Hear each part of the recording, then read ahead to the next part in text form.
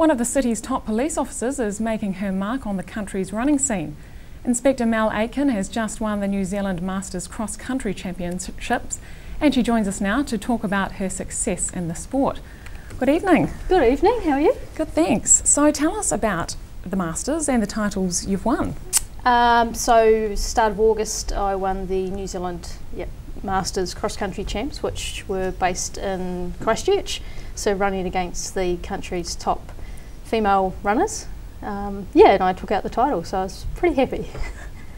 And how does the win compare to your other racing successes? Well, it's my first national title, so pretty exciting to get that. I've had a number of good local wins and a few good placings across the country at different races, but certainly tops the mark with getting a national title, so very happy. Yeah, and I understand you ran another race just 2 hours after crossing the finish line. Can you tell us a bit about that? Yeah, well, it was a bit unexpected, but the Otago senior women's team needed another member to make up the team to get a team placing.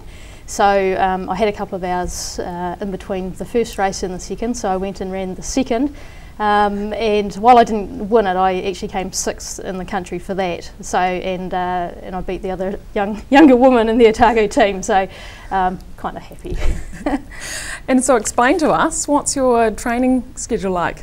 Well, I think it's fairly normal, but others think it's a bit extreme. So I try and average about 140 kilometres a week. I do all my training early morning before I get to work, and then in the weekends with my races. And I mix it up with roads and off-road and hills and speed work, and just to keep it quite exciting. Yeah. Yeah. And so, how did you get into running in the first place? Well, I don't really know. I used to ride horses and sort of got out of riding horses and needed to do something to keep fit.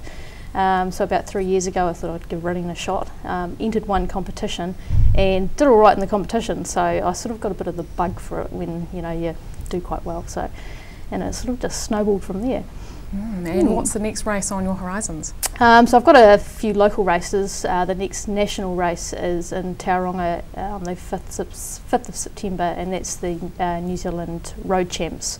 And then I go after that into marathon season, so I've got a race each month for the rest of the year, marathon, so quite a bit coming up. Wow. And how do you prepare for all of that?